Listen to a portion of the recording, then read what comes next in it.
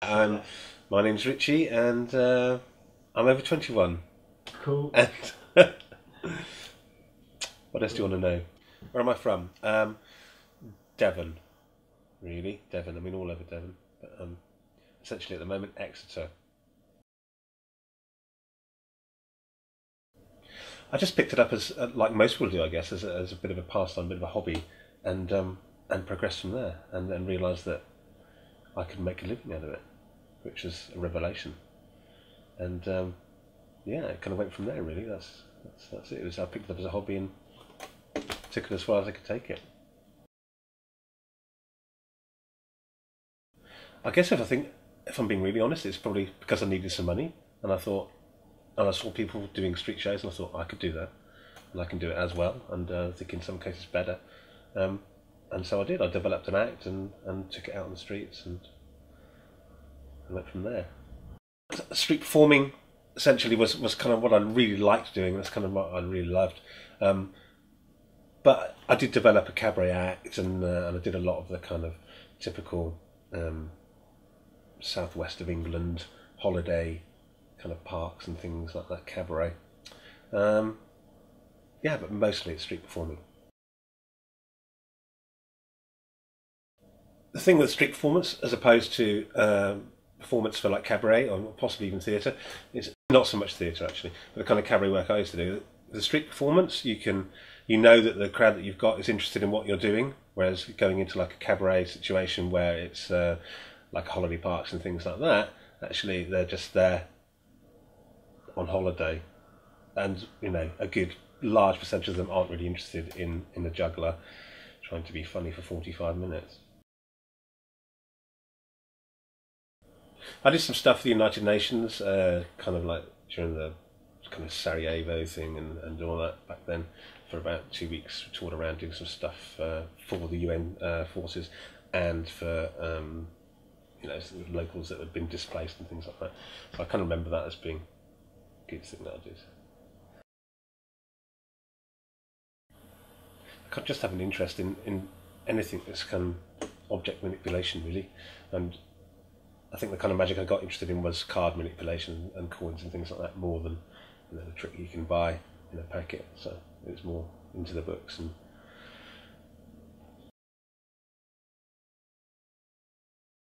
yeah, it's just a prop that interested me. I saw Mark Robertson as well. He really inspired me to pick up a yo and actually try and kind of use it as a juggling prop, which I thought, you know, hadn't really thought of it like that maybe. Just seeing it as a toy, but then seeing someone actually use it as a prop and making it work for an audience, I thought was really, you know, amazing. So that's kind of how I started the yo-yoing thing.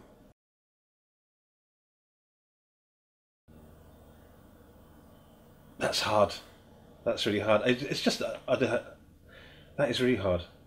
I just do have an interest in things that you have to kind of practice to get better at. I think whether it's visual or whether it's for your own kind of, I don't know, learning something new every day. Like I said last night, me and Robin, that's what we used to do, learn something new every day. Yeah. I mean, I think the magic's actually quite easy because a lot of the moves are actually, because it's actually kind of, it's a lot more hidden. It's completely the opposite of juggling. You know, it's you got juggling is very over, and it's like, look what I can do. Whereas sleight of hand and things is it's very covert, and it's completely opposite. So all the moves that you're doing, people can't actually see; they just see the effect. And I think that it's easy to learn that kind of thing more so than maybe juggling, which is obviously a few more weeks rather than a day to learn something new. For us, it was really exciting. It was really exciting. It was we didn't try that hard to make it work. It was almost a very organic thing for us. I think we were one of the first areas in the country at that time where kids just picked it up naturally. There's a couple of schools around very close to here which just got into it on their own accord without any pushing from any companies.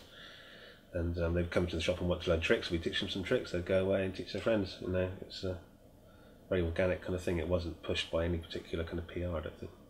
I was working for a distribution company called TKC, and did a lot of work with those guys, just showing them what we'd done in airtime, really. I mean, essentially that, and also they kind of showed me that you could further that. There's a lot of ideas from all over the world, and particularly a company in Hawaii at the time, which really kind of took the whole yo-yo thing and made it something very special, I think, at that time.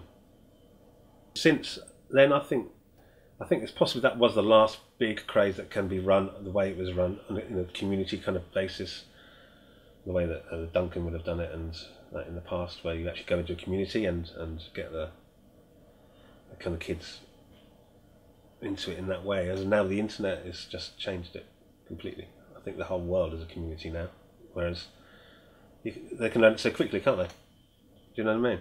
Like in 1998, it was really hard to find out how to do a new trick, and everyone was really excited when they could do splitting the atom. But now you can just go onto YouTube and see 1,000,001 amazing tricks and learn them very quickly, I think.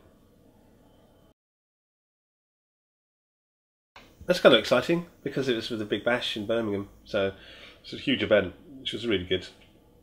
And yeah, it was really well attended, and it's a massive stage, and it felt like the kind of the culmination of all the work that we put in over that year, I guess, which was very cool. Again, I think the internet has kind of like made books a little bit defunct as well, hasn't it? But at the time, the internet wasn't quite so big as it is now. It was hard for kids to kind of find out new tricks. So rather than just teach them to them in the shop, I actually just wrote them down, put them into a book, and that's the reason it came about. It sold quite well. It sold very well.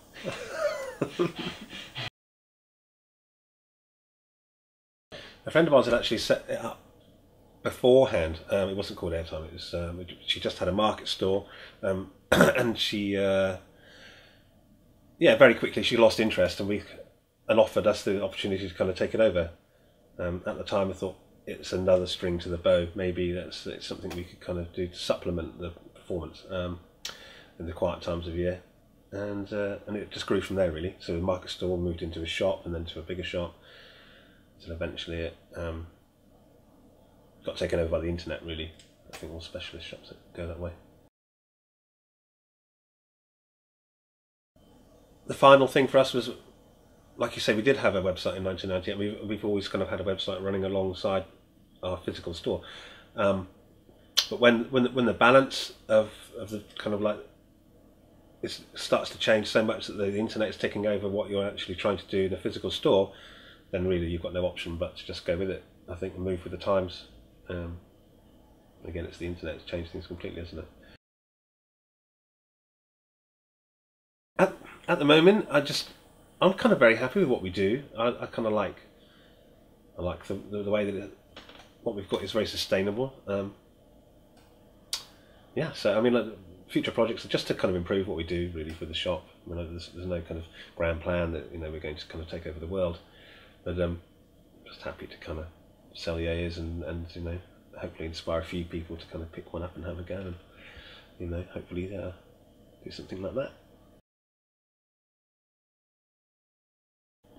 Just enjoy it. I mean, it's a toy, no matter how in depth you want to get about it. It is a toy, and you should just enjoy doing it. If you don't, then you probably shouldn't be doing it.